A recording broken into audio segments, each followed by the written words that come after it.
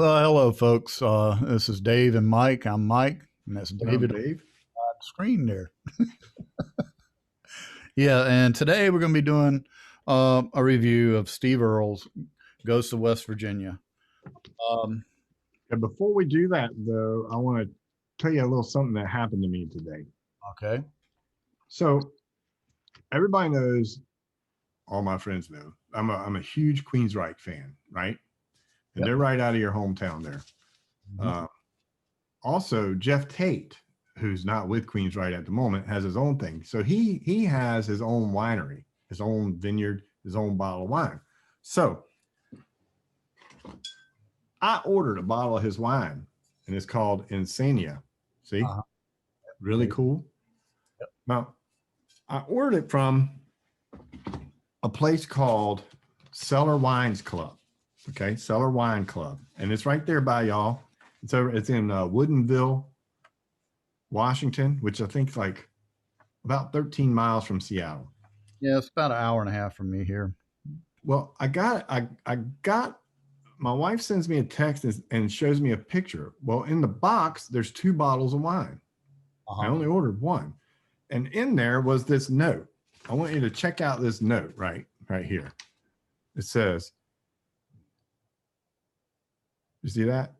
Hawks. Yeah. Yeah, I It see it. says, please enjoy a bonus bottle of wine from us. Okay.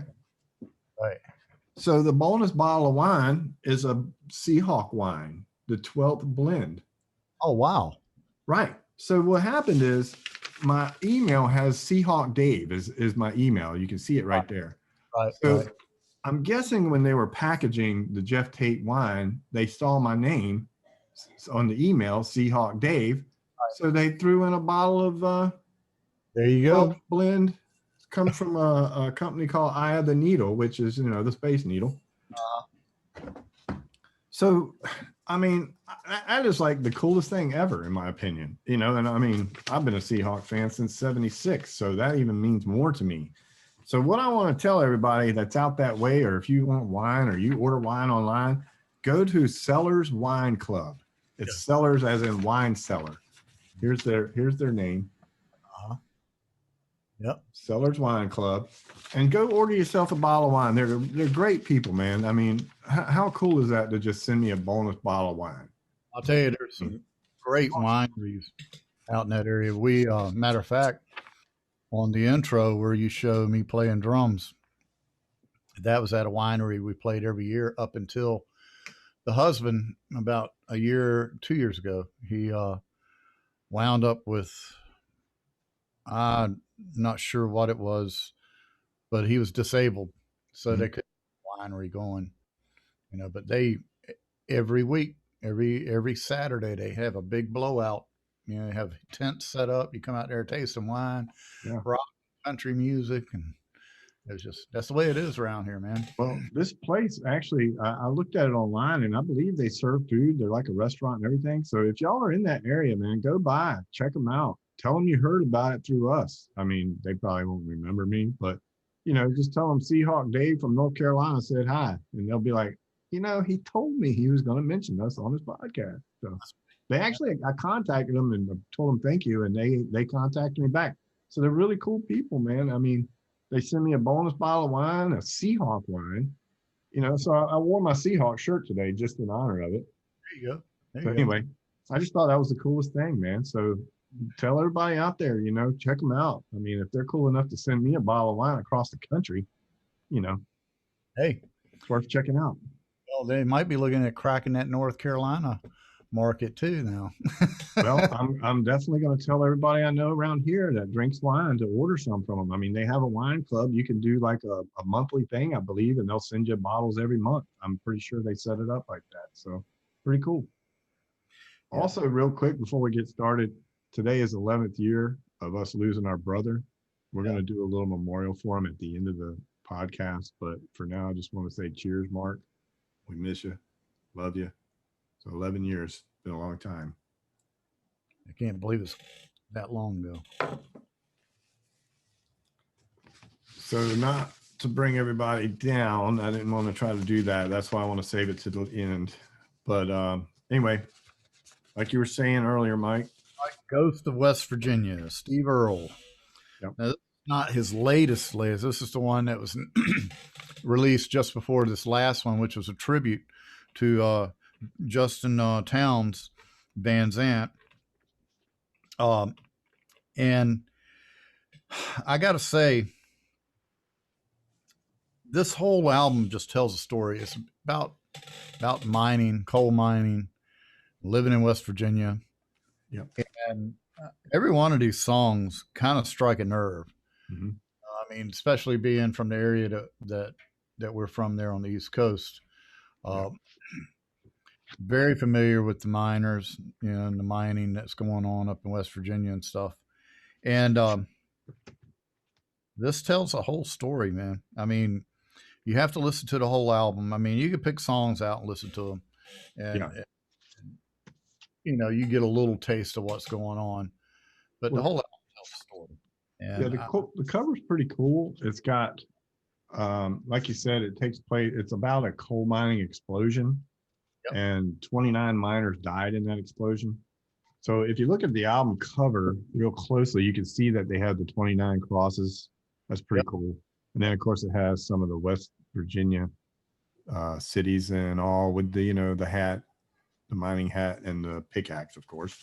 Inside, it gives you a little story about how some of the songs are in a Broadway play or musical, which they only ran a few of them because COVID hit. So they didn't have time to do, but like maybe 3 or 4. But it's called Coal Country, is where a lot of these songs came from. So the album cover is pretty cool. You got the CD, it's got Ghost of West Virginia on there. I like to show you everything that comes with it. That's just what I like to do. Here's the inner sleeve, and this one has all the words, every word. You don't have to go to his website. You can just read them right along. And like you said, Mike, they strike a nerve because, I mean, some of these songs are really sad songs. Yeah, they're sad, and that's the thing about Steve Earle. He has a way of stroking that paper with that pen and just telling a story with a few short words. Great songwriting on it for sure. The one thing that I saw, of course, it was produced by him. He wrote all the songs, performed them, produced them. So you know what happens when you have that. You have 1 year doing pretty much everything. And in my opinion, the production was okay. It was nice. I mean, you had the feel of just traditional musicians. But what I did not like was when an instrument was taking a ride, they didn't bring the volume up. So there's times when you hear some soloing going on with the violin or a steel or a banjo, and he didn't bring them up to the forefront. So you really, it kind of gets lost in there a little bit. Yeah, I heard that too, but then sitting back and really listening to it, because I listened to it about 4 or 5 different times almost in a row here today. Mm-hmm. And it kind of struck me like, this is basically like sitting on your front porch. Yeah, it is. Sitting around talking, Yeah. Reminiscing. And and I think that's what they were shooting for a little bit. I think that's what he was shooting for, was that rough, ragged, just sit around and gossip type situation, It's typical for the West Virginia front porch. Pull out your guitar and let's sing a song about life today, Music. Yep. Yeah. I mean, it's kind of to me, it was kind of a bluegrassy type folk CD. So not really something that I usually get into too much. Now, I'm not saying that it's bad. It's just, usually not my cup of tea. Right. When it comes to bluegrass, I mean, I know a lot of the greats, which, so to me, I mean, the story was what carried the CD. Right. Really. Right. There was some good songs, and he had some good hooks as well. The first song you had, Heaven Ain't Going Nowhere. That's a nice a cappella hymnal. It's definitely spiritual. Field, it's kind of what you call a field holler. reminiscent of, and when you had people working out in the fields, basement, Exactly. and That's they would exact- half the time, one of them yell out something and they would all answer back, and it's kind of where Yeah. they get the field holler thing going. Union, God, and country. Yeah, I mean that's an ever going fight. Everybody faces that's out there just doing hard labor. I don't care what kind of labor you're doing. I don't care if you're working in a coal mine or a warehouse or Yeah. on the And this particular song, you kind of, they're basically telling you when you're born in West Virginia, you're born to be a miner. right. So you're gonna be coal mining, because that's what they grew up doing. That's what they know. You know, they're trying, to make a good living, clean, safe, and as healthy as you can be in coal, I guess. I don't think, yeah, You, you know what I mean? too So healthy. now Yeah, the third song though, yeah. Devil put the coal in the ground. Yeah, yeah. that's one of those four on the floor type wailing beats. But You know, what you were talking about with the field song, when I listened to Devil Put the Coal in the Ground, I actually felt like I was in the mine chipping away. right, I right. mean, that's what I would be singing, you know, Devil put the coal in the ground, and I mean, definitely you felt like you were in the mine on that one. So, John Henry was a steel driving man. That's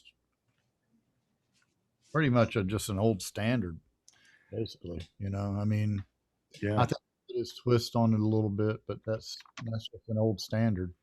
Well, the words on that one were pretty cool because it was kind of like, he kind of brought up that John Henry was trying to warn people that when they build these tracks, they're going to get in there and start digging out this coal and hauling them away, so be prepared. He tried to warn him. Well, the thing is too is that a lot of people don't realize that they're in West Virginia and in Pennsylvania. There are actually a couple of mines that are burning underground and have been for 50 plus years or so, you Yeah. know, from accidents that happened years ago, and they can't put it out.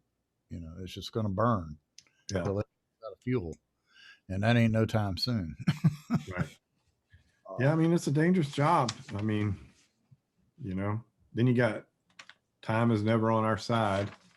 And Yeah. basically, that's just, time goes by in a blink of an eye. So, you know, that's for anybody, I think basically on that point, it's like kind of live life, man, because, tomorrow may not be here.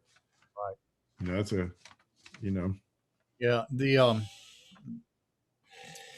Yeah, this is really a hard subject matter to it is.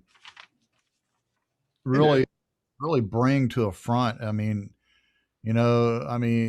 actuality, before we even put this on this show, had talked to David about possibly just not doing this one because I feel like it's a real hard subject.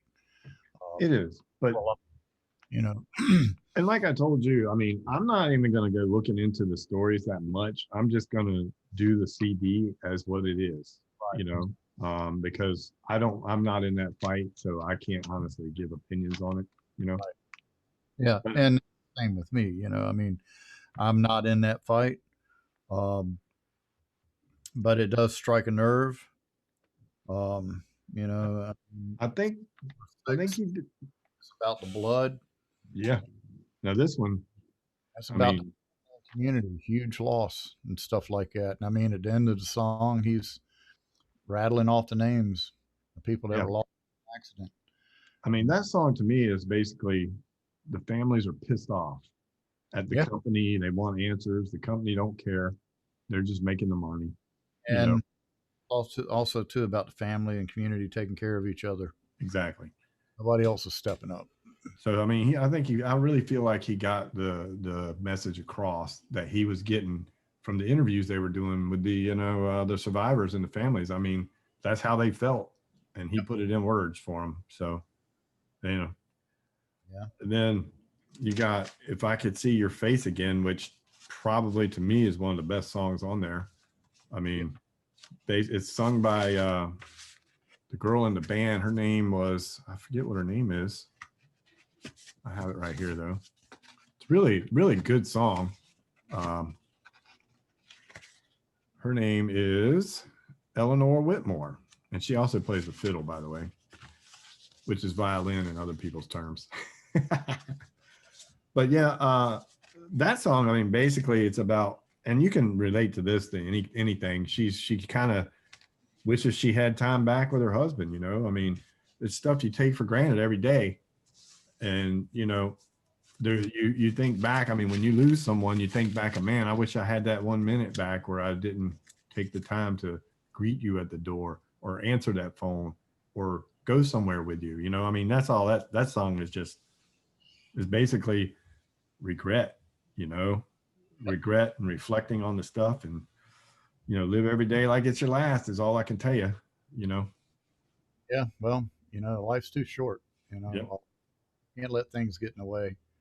And And of course he, you I know, figured that out, but yeah, talk about it all day long. But practicing is a much different story. But the thing is, I think we all realize this. I mean, I could just see your face again.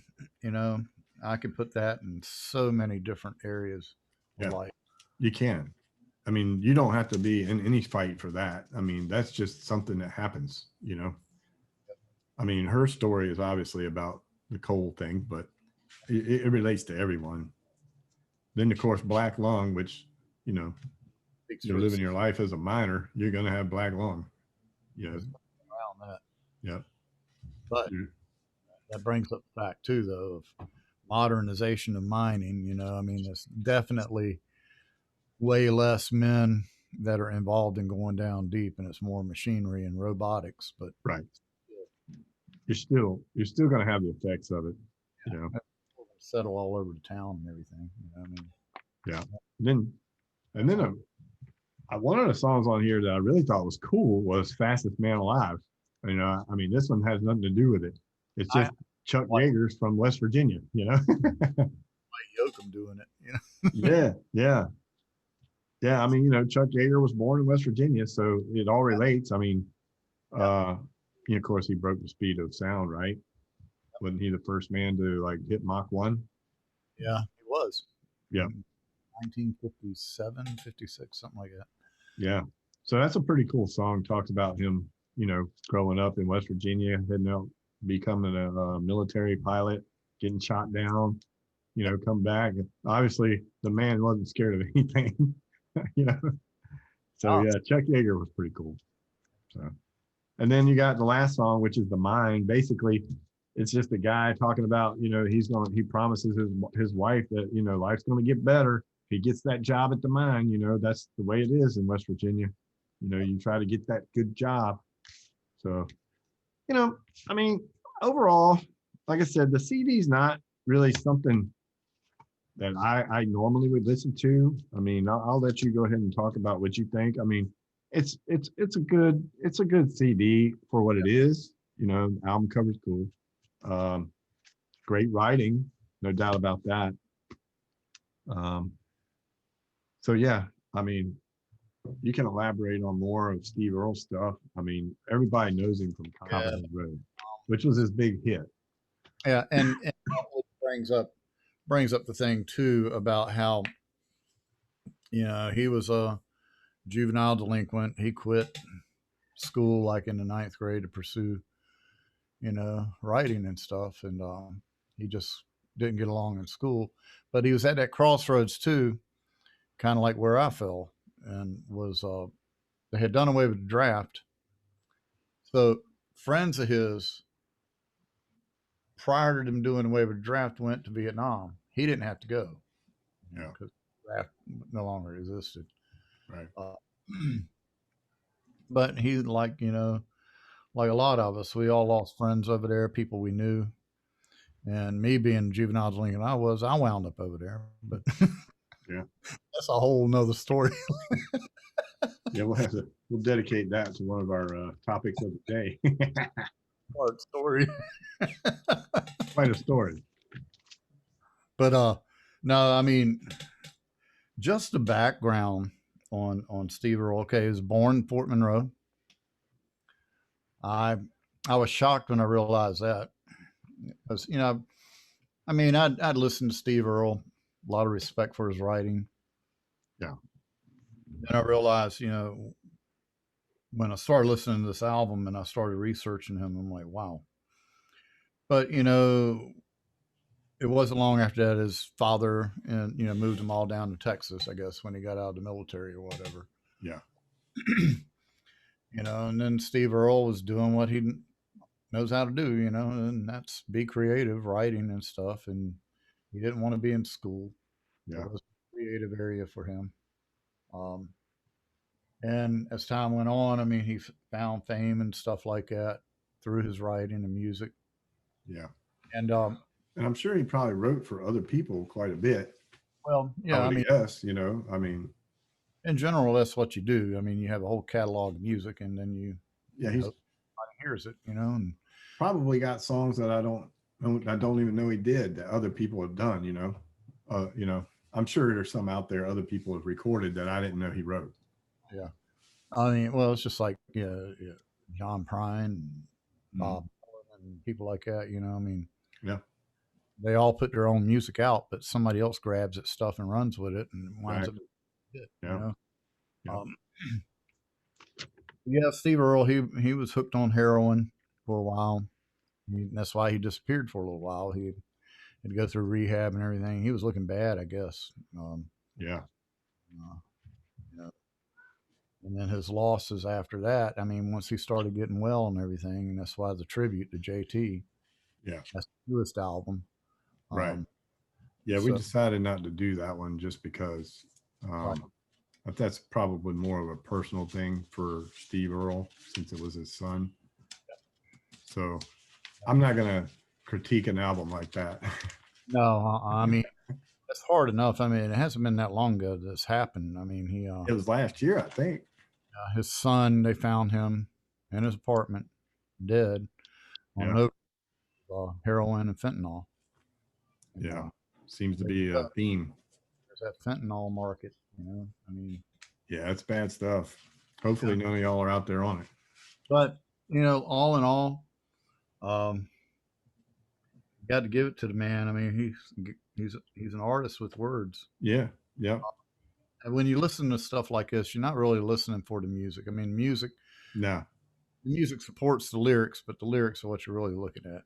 Yeah. And The story definitely carries it. I mean, for me, I'm only going to give it a 6 because it's just not my typical stuff. I mean, nothing really, as far as the music, nothing really stood out. It wasn't anything that you could say, man, that was a really cool guitar riff or whatever.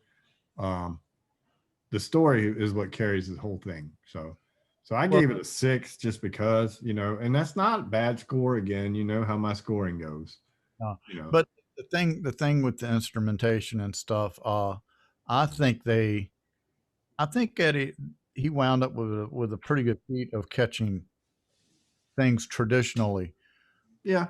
having to color it, and like I say, it's kind of like sitting on the porch Yeah. on a Sunday afternoon. Yeah. And like I said, my biggest thing was I just wish he would have pushed up the leads every now and then so Yeah, we could hear it better, because there was some good stuff in the background going on. It's just it was kind of all just there. So it was hard to pick out, you know. But yeah. But all in all, I mean, to me, this is like a good book. yeah, You put it on the shelf, you listen to it, and every once in a while, you get an urge to pull it down and delve dig in. down that nasty road of coal mining and or whatever. Yeah. Just pull it out and listen to it. I mean, Right. pretty simple. It's not a long album either. I think it's only about 43 minutes or something Yeah. like I that. don't even think it's that long. I think it's under 40. Yeah. So, but anyway, I gave it a 6. Do you want to give it anything or are you just going to let it roll? I'm gonna give it a 7.5. Seven I'm and gonna a half. All right. give it three I mean, quarters. it's not, I really want to go see the play. Yeah, I probably appreciate it better after seeing the play. So I think that would be cool. And the play's called Cold Country. And hopefully when, all this COVID crap's over with, that they'll bring it back and they'll have more shows. I'm sure they will. So it I'm would sure. be pretty cool to go watch that, I think. So I've got a feeling this COVID stuff. We're gonna be in for a lot of new stuff. yeah, everybody's been sitting inside just chopping at the bit, man, recording stuff all year. Going. So Say that idiot part. So let's we'll move on to the topic of the day. Uh, so we're working on songwriters today, Yeah. kind of our top songwriters, not necessarily the best songwriters, but ones that we appreciate. Yeah, well, and it's like I was saying, there's so many out there. Yeah, I'm just going to pull off top of my head, but the one I got to pull out right now, I've got so much respect for this man. It's Willie Nelson. yeah, Man's 85 years old, still writing and touring yep, and performing. And oh my God, he made such a dent in the country music. yeah. I mean, he's been a great songwriter ever since. I mean, way before I was born. Well, Yeah, he'll tell you though, he never fit in. yeah, Never did fit in. But yeah. I he mean, I mean, just these are just a couple of what he had. He had Nightlife, Crazy, Hello Walls, Funny How Time Slips Away. I mean, these were all mega hits. on the road again. Yeah. Well, him and Willie, yeah, him and Waylon. On the Whalen. Yeah, Yeah, but I mean, yeah, Patsy Cline doing Crazy. I mean, my yeah. God, getting better than that. Right. Exactly. That's a song that wasn't. Not only did it top in the country charts, it topped on the pop charts too. Yeah. I think Nightlife basically did the same thing. Ray Price did the cover on Nightlife. Yeah. Awesome. I mean, Curly Chalker playing steel on it and stuff. It's like, oh my God. And Yeah.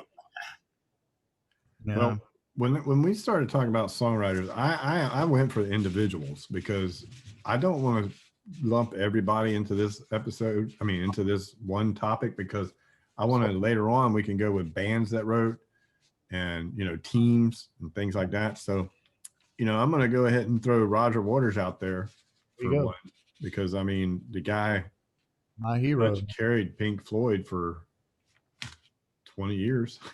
Yeah. 10 years for sure. I mean, You look at all the stuff he wrote on those albums, man. Sid Barrett took off and just flew the coop. Yeah. Roger Waters took it on, Yep. and look at what happened. Dark Right. Side in the Wall. I mean, on and on and on. Yeah. It's all Roger Waters. Yeah. So I went with Roger Waters on that one. All right. Who you got next? Well, it like I said, I'm gonna pull right off the top of my head. Carole King. Yep. I mean, she wrote Little Eva's Locomotion. Mm-hmm.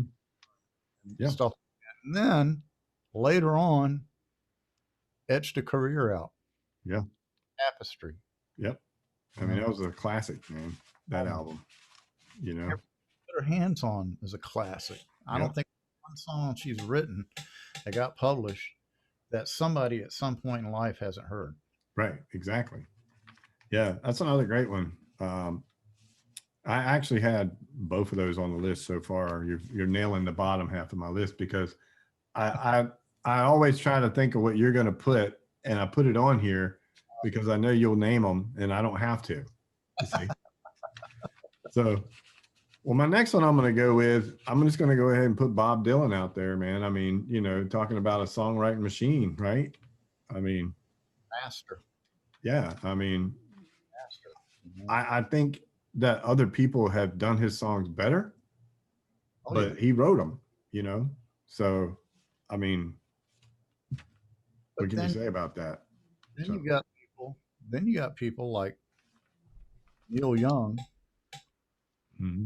I love Neil Young's earlier stuff, right around the time when he was part of Crosby, Stills, Nash and Young. Right. And after, he left. To me, it was my favorite time with Neil Young.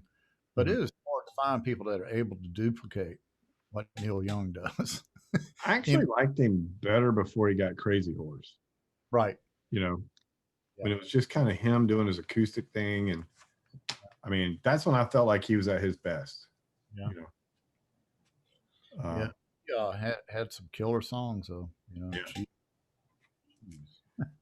I'm gonna go ahead and throw Sting in the mix because I mean, Yeah. Sting, way back from the Police all the way through his solo career. I mean, he's written his lyrical writing alone is just insane. If you really dig into his words, even with the Police stuff, I mean, they're a lot deeper than what's on the the surface. So, and then he wrote most of the music for a lot of stuff too. So, I mean, great songwriter. So, Yeah, yeah. I've always loved Sting. He well, again, that what a band. I mean, all I Yeah, can do is my head every time. Just 3-piece band, you know. yeah. And then, of course, when he left and started to do his jazz thing, Dreaming of Blue Turtles, and then the rest of the albums. I mean, he had all the jazz greats on there, man. I mean, he just went and picked out some of the best musicians you can find, and wrote the songs and scores and handed it to them and said, "Here's what we're playing today," and it's Yeah. crazy, crazy. I Who you got next? well, gotta say it, John Lennon. Yeah, I mean, of course, he's got his name on a lot of stuff the Beatles did, but that yeah, but album, the album Imagine, was just yeah, cool. but Lyric. even with the Beatles, you knew the ones he wrote. I Oh mean, yeah, really, you know. So I know they always had McCartney, Lennon, or Lennon McCartney on all the songs, but you knew who wrote what. You know that's all part of the contractual agreement. I think it exactly. hang on to the songs too, Yeah. without battles. I mean, it was always Lennon McCartney written there until later. Of course, it was Lennon Shears, right? My ongoing battle. Yeah. But yeah, John Lennon. Yeah, I'm gonna go for another one of my favorites that definitely lyrically and musician too. I'm putting Dave Matthews in there, man. I mean, I've listened to him for so long, and you know, I know he's considered jam band stuff, but man, the stuff that he does with just him and an acoustic is just unbelievable too. So I mean, he wrote pretty much all that stuff. I mean, coming up. So I'm gonna put Dave in there because he's always been one of my favorites anyway. So Here's one for you, and this will probably catch you out in left field, actually. Jimmy Buffett. Buffett, yeah, man. I mean, you Uh, got to put Buffett in there. I and mean, Freeman had some of the most beautiful ballads yeah, on there. And they didn't get a lot of airplay. They were actually, a lot of that album was a soundtrack to this real B movie called geez, I can't think of it now. Anyway, Livingston's Gone, Texas. It was all shot out in Livingston, Montana.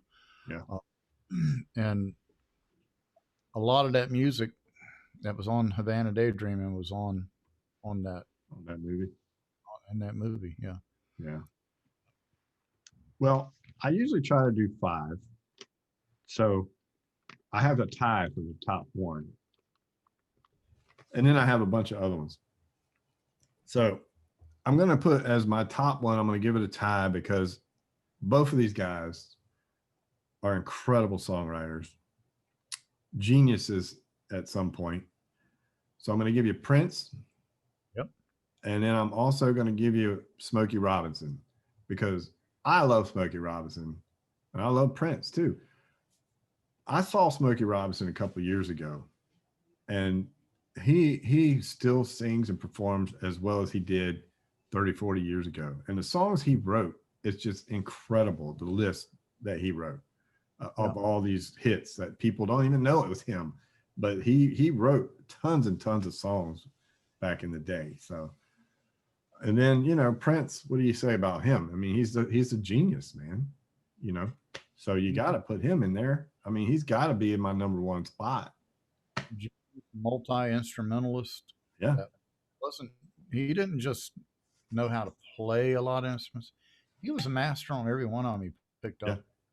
But there are so many songwriters out there. I'll give you an example. For a lot of local heroes, to me, what I'm talking about local is Tidewater area. Mhm. You have Robin Thompson, Yeah. which a lot of people didn't know this. Robin Thompson and Bruce Springsteen were actually in a band together. Bruce Springsteen was backup to Robin called Steel Wheels. Yeah. And then when Robin Thompson left and went on his solo career, you know, Sweet Virginia Breeze was adopted as the song for Virginia. You know? Yeah. Uh, I mean, there are so many locals Yep. that have cracked that nut, Yeah. and Well, I got a list here I'm gonna run down, and you can agree with or not. uh, I'm pretty sure you'll agree with everyone. So just real quick, Stevie Wonder, Brian Wilson, oh you yeah, know, two greats, man. You well, know, Brian Wilson pushed that envelope, kept the Beatles on their toes. yeah. And then you and look at what Stevie Wonder did. Again, multi instrumentalist. You know, I mean, great songs. I mean, great songs. I had the privilege of seeing him right when I got out of the Navy up here in Seattle. Yeah. Rufus opened up for him. Wow. I bet Yeah, that was pretty awesome, though. yeah, it was. Man. And then I'm going to throw Hank Williams Sr. and Chris Christopherson in there. Both of these guys, um, you know, I'm going to give you Jimi Hendrix. I mean, songwriter, changed music, really, definitely changed guitar, great songwriter. I'm going to go a little bit off on you here a little bit because, I'm a funk guy. So I'm going with George Clinton from Parliament, P Funk. I mean, come on, man. P Funk. I mean, I love P Funk, man. I love Parliament. And George Clinton was the mastermind behind it all, Guy wearing the diaper over there.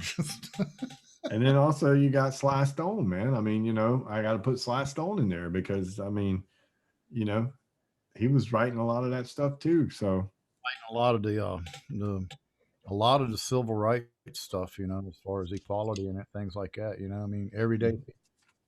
yeah, man. I mean, that's iconic, right? And then I'm gonna throw Al Green in there because I think Al Green wrote a lot of his stuff where some of the guys back then didn't really write their stuff, but Al Green wrote a lot of his songs. So, and then I'm gonna give you two more. I could keep going all day, but I'm gonna give you two more. Billy Joel. I really love Billy Joel. He's a great songwriter. And then Johnny Cash, man. Johnny Cash is one of the best out there, right? Johnny Cash and Waylon Jennings too. And Waylon Jennings, yeah.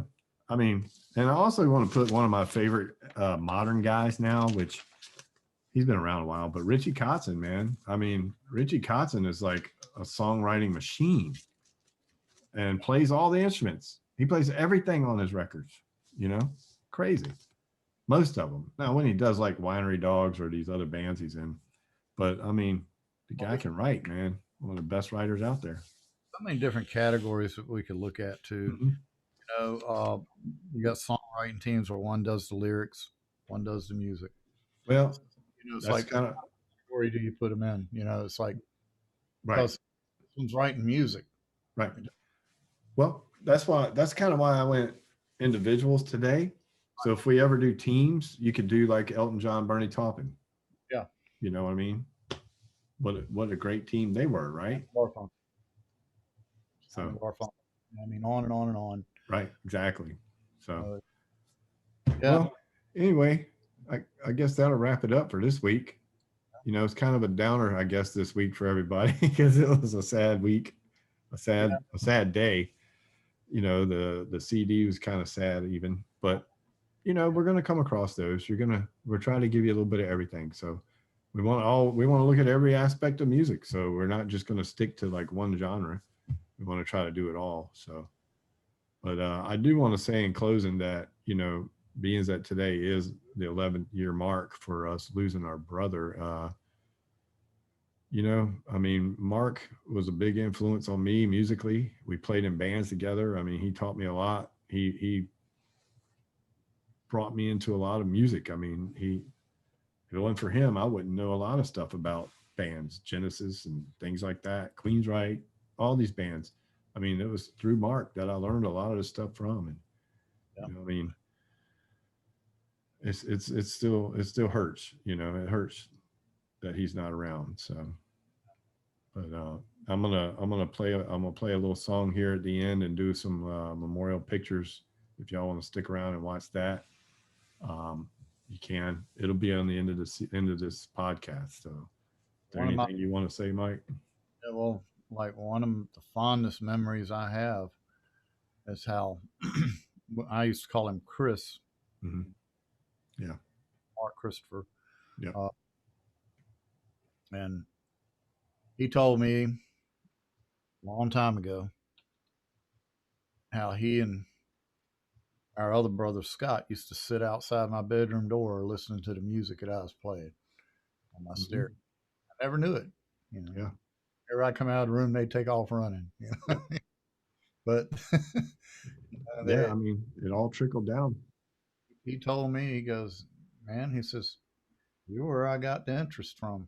You're where I got hooked up with all that stuff. And I'm like, I Yeah. had no, I'm sitting in there trying to smoke some pot behind my mom's back and try not to get in trouble. Yeah. Right. Yeah. Well, like I said, I'm going to play the memorial here at the end, and I just want to toast him one more time. You know, rest in peace, Mark. We love you, miss you. Not a day goes by that I don't think about you. So, and it still hurts. So, here's to So you, brother.